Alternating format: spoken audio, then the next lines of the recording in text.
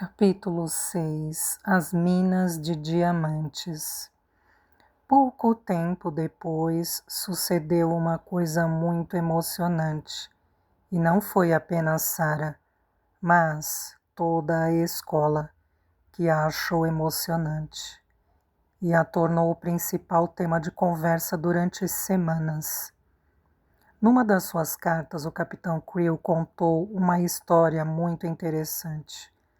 Um amigo que andara na escola com ele lhe fizera uma visita inesperada na Índia. Era proprietário de uma extensão de um terreno na qual haviam sido descobertos diamantes. E preparava-se para começar a explorar as minas, que aí tinham sido escavadas. Se tudo corresse bem como se esperava, seria dono de uma riqueza tão grande que deixaria qualquer pessoa tonta só de pensar nela. E como tinha grande estima pelo seu amigo dos tempos de escola, queria dar-lhe a oportunidade de desfrutar daquela imensa fortuna, tornando-se seu sócio naquele empreendimento. Isso foi, pelo menos, o que Sarah concluiu das cartas do pai. É certo que qualquer outro negócio, por mais difícil que parecesse, não teria atraído tanto Sarah e as restantes colegas. Porém, aquela história das minas de diamantes parecia-lhes tanto uma coisa de As Mil e Uma Noites, que ninguém lhe poderia ficar indiferente. Sarah achou a ideia encantadora e, para deleite de Ermengarde e Lot, fez logo desenhos de passagens labirínticas nas entranhas da terra, onde pedras cintilantes guarneciam as paredes e os tetos das minas, e estranhos homens de pele escura as escavavam com a ajuda de picaretas. Ermengarde deleitava-se com a história, e Lot insistia para que Sarah lhe contasse do início todas as noites. Tudo isso fazia crescer a inveja de Lavínia, que afirmava a Jessie não acreditar que existissem minas de diamantes.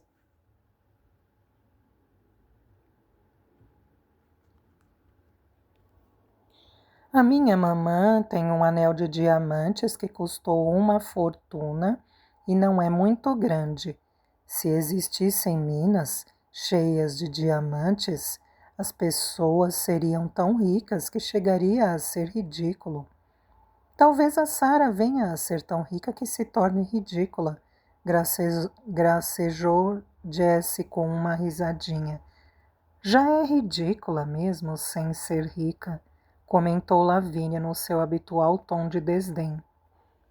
Estou acreditando que você as odeia, fez notar Jessie. Não odeio não, mas não acredito em minas cheias de diamantes, disse Lavínia. Bom, a algum lado as pessoas têm de ir buscá-los.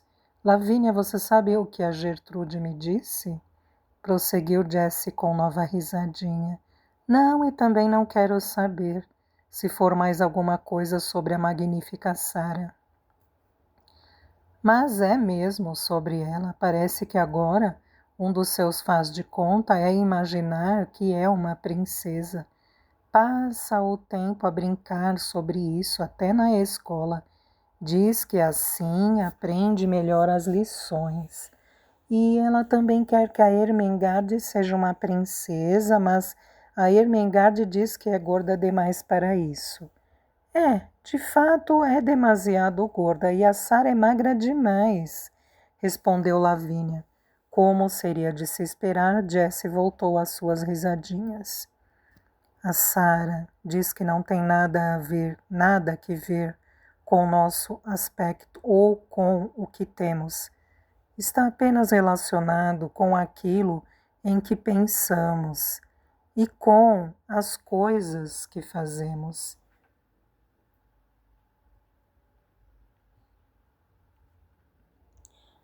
Calculo que ela acredite que poderia ser uma princesa, Mesmo que fosse uma pedinte, podíamos começar a tratá-la por Sua Alteza Real.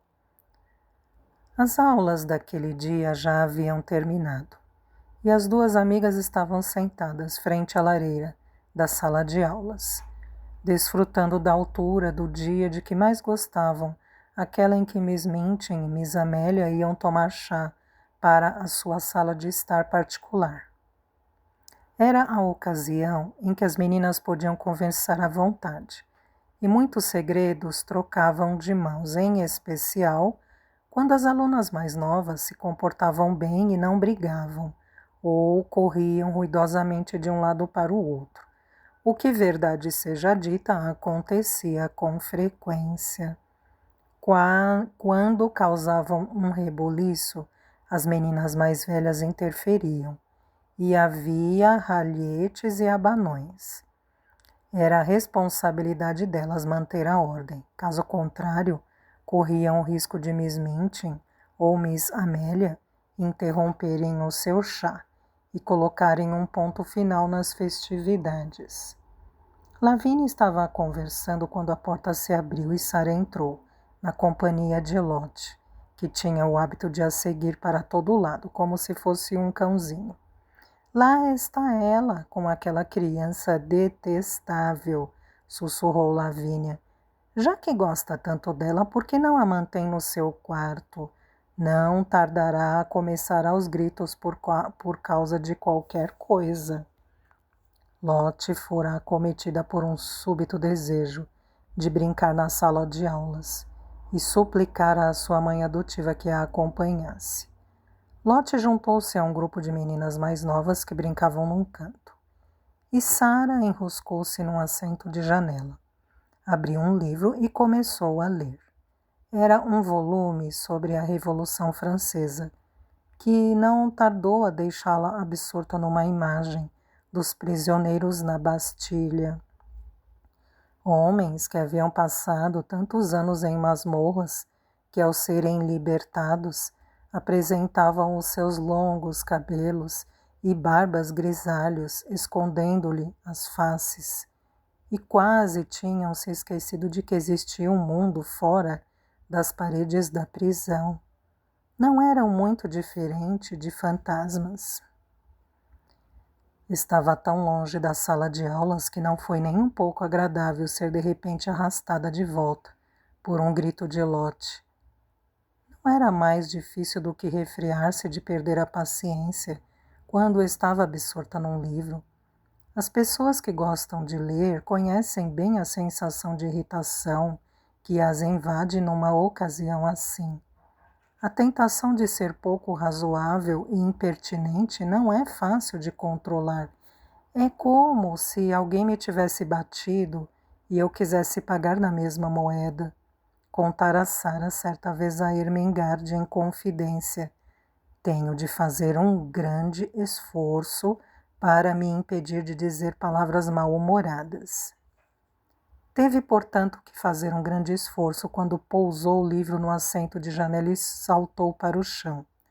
Lotte estava deslizando pelo chão encerado da sala de aulas, e quando começou a irritar Lavínia e Jessie com o barulho que fazia, acabou caindo e machucando o joelho.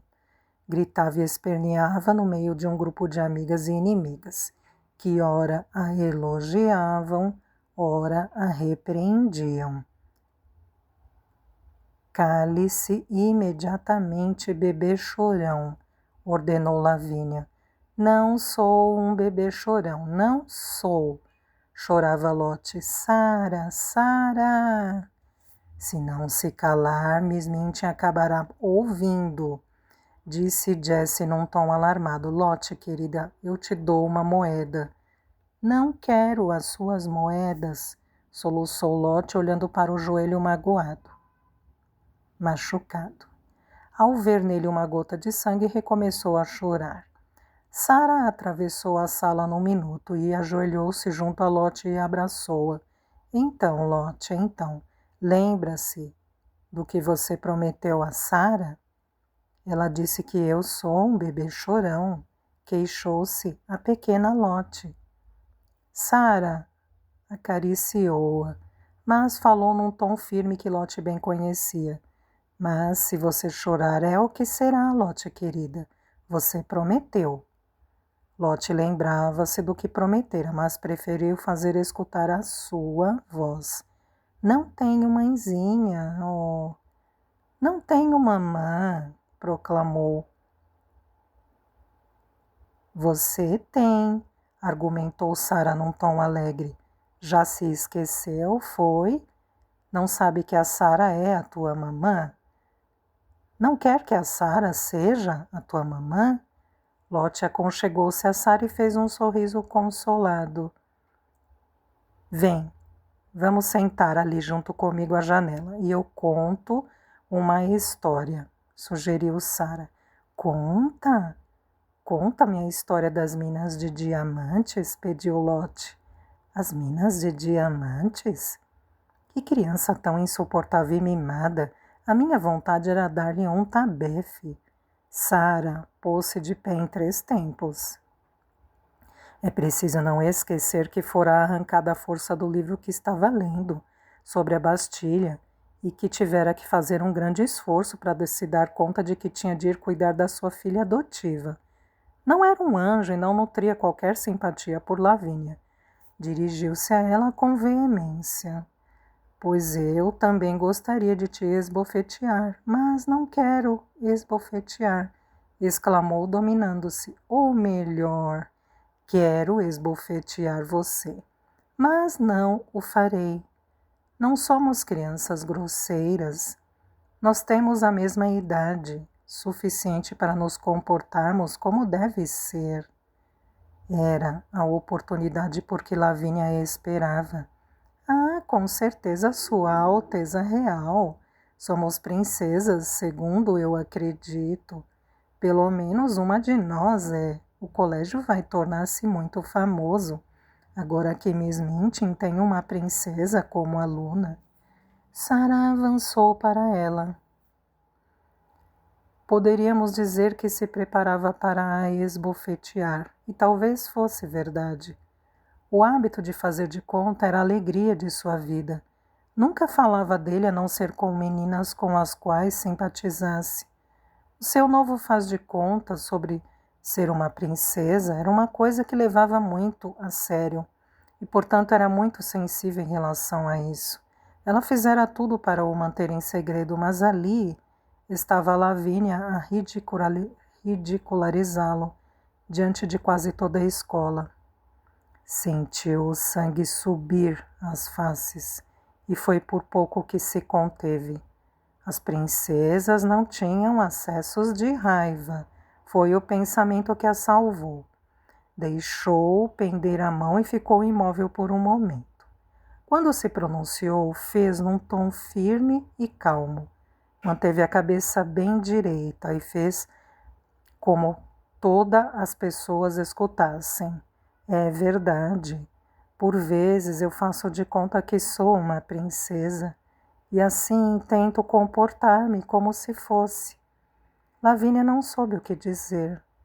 Já por várias vezes se vira sem resposta satisfatória. A razão para tal era que, de alguma forma, as restantes pareciam estar sempre de acordo com a sua oponente. Reparou mais uma vez que arrebitavam as orelhas, interessadas no que Sara dizia. A verdade era que gostavam de princesas e esperavam escutar alguma coisa mais concreta em relação àquela, e por isso pendiam mais para o lado de Sara. Só ocorreu a Lavínia um comentário que não produziu o efeito desejado. Só espero que, quando você subir ao trono, não se esqueça de nós. Não esquecerei, respondeu Sara, e não disse nem mais uma palavra, permanecendo imóvel, olhando fixamente para Lavínia, enquanto esta segurava o braço a Jessie e abandonava a sala de aulas. Depois daquilo, as meninas que a invejavam começaram a referir-se a ela como Princesa Sara, quando queriam ridicularizá-la. ao passo que as meninas que gostavam dela lhe davam o mesmo nome, mas demonstrando afeto. Ninguém a tratava por princesa, em vez de Sara, mas as suas admiradoras ficavam encantadas com o caráter pitoresco e grandiosidade do título. E até Miss Minchin, ao tomar conhecimento do que se passava, mencionou mais do que uma vez a pais que iam visitar o colégio, acreditando que isso conferia ao seu estabelecimento de ensino uma aura de internato aristocrático. Beck achava aquela forma de tratamento a mais adequada. O relacionamento travado naquela tarde de nevoeiro, em que despertara aterrorizada do seu sono involuntário no cadeirão, crescera e desenvolvera-se às escondidas, é certo, de Miss Minchin e de Miss Amélia. Já ambas se haviam dado conta de que Sara era bondosa com a criada da copa, mas nada sabiam sobre determinados momentos prazerosos e arriscados, em que, tendo preparado os quartos do piso de cima com a velocidade de um relâmpago, Beck chegava à sala de estar de Sara e pousava o pesado balde do carvão com um suspiro de felicidade. Nestas ocasiões, Sara contava-lhe mais um episódio de alguma história, e certas guloseimas eram devoradas ou escondidas nos bolsos para serem consumidas à noite, quando Beck subia ao seu quarto nas águas furtadas. Mas tenho que as comer com cuidado, Miss, referiu ela uma vez, pois se deixar cair migalhas, as ratazanas aparecem para as devorar. Ratazanas? Exclamou Sara, horrorizada. Há ratazanas no seu quarto? Muitas, Miss, respondeu Beck de uma forma bastante prosaica. Nas águas furtadas, o que há mais é ratazanas e ratos. Acabamos por nos habituar ao barulho que fazem, andar de um lado para o outro. Eu já me acostumei, por isso não me incomodam desde que não passem por cima do meu travesseiro. Meu Deus, comentou Sara. Ao fim de algum tempo, acostumamo-nos a qualquer coisa. Tem mesmo de ser, Miss, quando se nasce criada da copa. Prefiro ter ratos no meu quarto do que baratas, disse Beck. Creio que também preferiria. Calculo que com o tempo seria possível travar uma amizade com um rato, mas acho que não gostaria nada de ser amiga de uma barata. Às vezes, Beck não se atrevia a ficar mais do que alguns minutos na sala quente e luminosa de Sara, e quando assim era, apenas trocavam umas poucas palavras e um pequeno embrulho era colocado no bolso que, à moda antiga, Beck usava sob a saia, atado com uma fita em redor da cintura. A procura e descoberta de coisas boas para comer que pudessem ser embaladas num pequeno pacote dera um novo interesse à existência de Sara. Sempre que saía, contemplava as vitrines das lojas com interesse.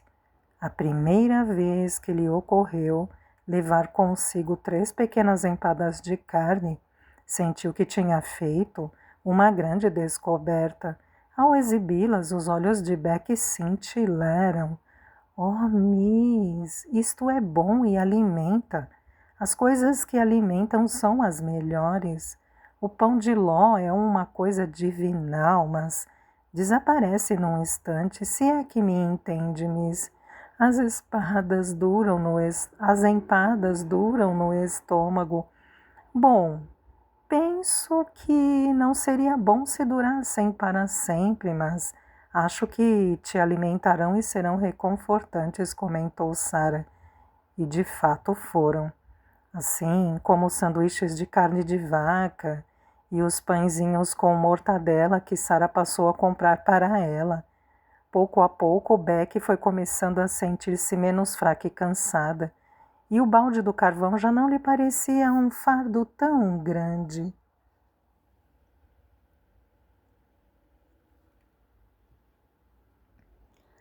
Por mais pesado que fosse, independentemente do mau humor da cozinheira e da dureza do trabalho que lhe era imposto, podia sempre esperar com expectativa pelo final da tarde, pela oportunidade de estar com Miss Sarah na sua sala de jantar.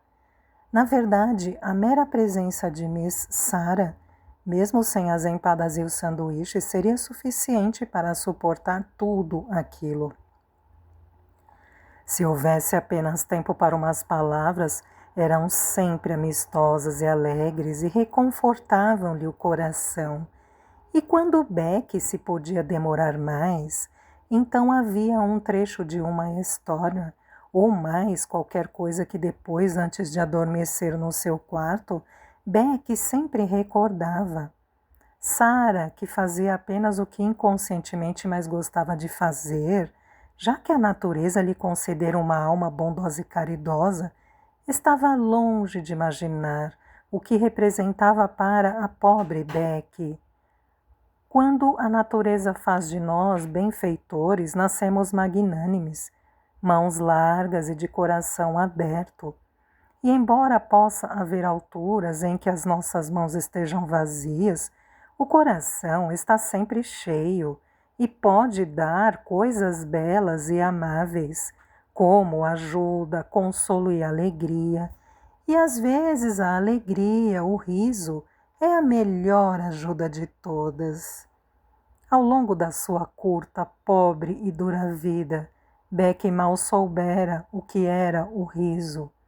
Sarah fazia-a rir e ria com ela, e embora nenhuma das duas o soubesse, o riso alimentava tanto como as empadas.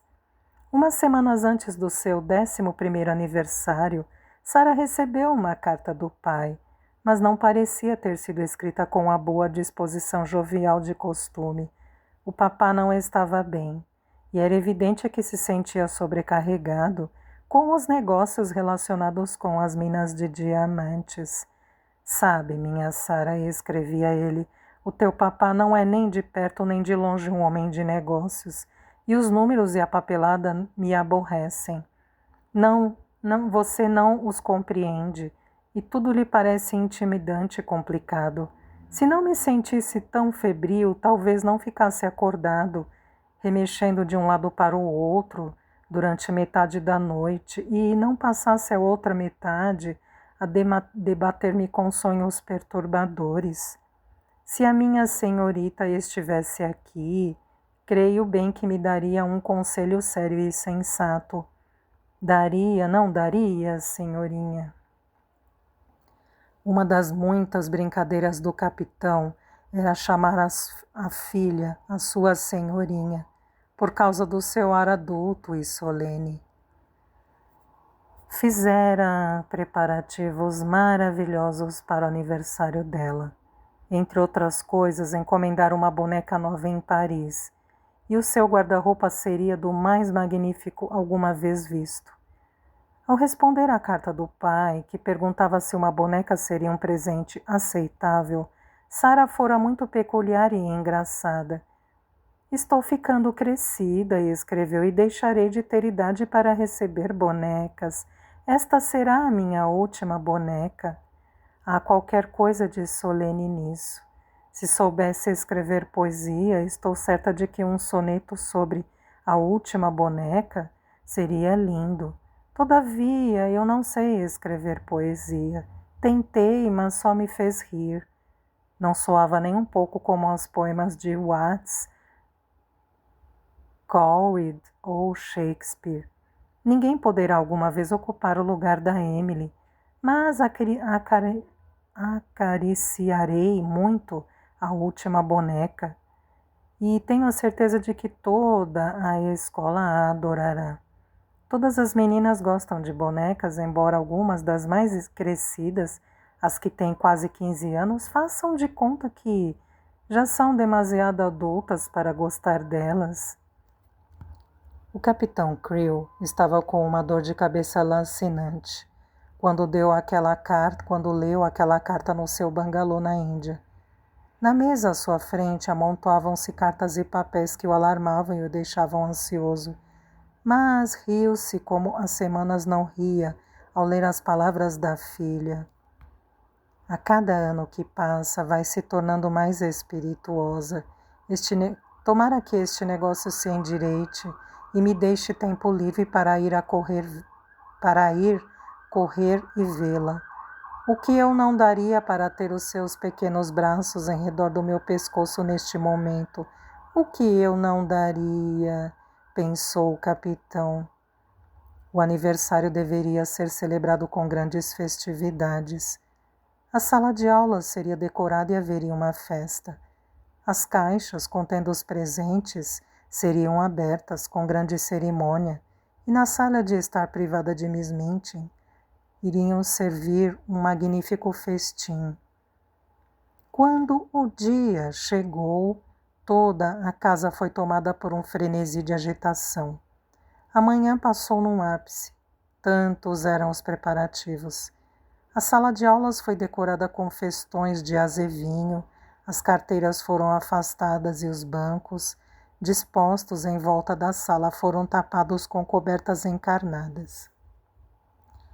De manhã, quando Sara entrou na sua sala de estar, encontrou em cima da mesa um pequeno embrulho de papel pardo. Percebeu que se tratava de um presente e adivinhou logo de quem era. Abriu-o com todo o carinho. Era uma almofada para alfinetes, feita de flanela encarnada, um pouco surrada. Sobre a pregadeira, vários alfinetes de cabeça preta haviam sido dispostos, de maneira a formar as palavras Feliz Aniversário. Oh, aos trabalhos que ela se deu, gosto tanto que até sinto vontade de chorar, exclamou Sara, enternecida. No entanto, no momento seguinte ficou confusa. Preso ao fundo da alfineteira estava um cartão, com um nome impresso em bonitas letras, Miss Amélia Minton. Sara ficou olhando para o cartão. Miss Amélia? Disse para si mesma. Mas como pode ser? Nesse preciso instante, escutou a porta se abrir e viu a cabeça de Becky. Tinha um sorriso alegre e afetuoso no rosto e avançou meio tímida, torcendo nervosamente as mãos. Gosta, Miss Sarah? Perguntou. Gosta? Se gosto? Oh, querida Becky, claro que sim, foi feita por ti. Becky soltou uma risada alegre e os seus olhos encheram-se de lágrimas de felicidade. É apenas flanela e já nem era nova, mas eu queria oferecer-lhe qualquer coisa e fui fazendo isso à noite. Sabia que Miss Sarah seria capaz de fazer de conta que era de cetim com alfinetes de diamantes. Eu própria tentei fazê-lo quando estava a costurar. Quanto ao cartão, Miss, continuou Beck num tom hesitante, não foi mal feito da minha parte tirá-lo do caixote dos papéis, não é? Miss Amélia tinha jogado fora, eu não tinha nenhum cartão meu, e sabia que não seria um presente como devia se não levasse cartão. Por isso eu coloquei o cartão de Miss Amélia. Sara correu para ela e abraçou-a. Não sabia explicar a si mesma ou a quem quer que fosse, por que motivo sentia um nó na garganta. Oh, Beck, gosto muito de ti. Sério que sim, exclamou com uma risadinha lacrimosa. Oh, Miss, murmurou Beck, obrigada, Miss. Mas não é preciso tudo isso. A flanela nem era nova.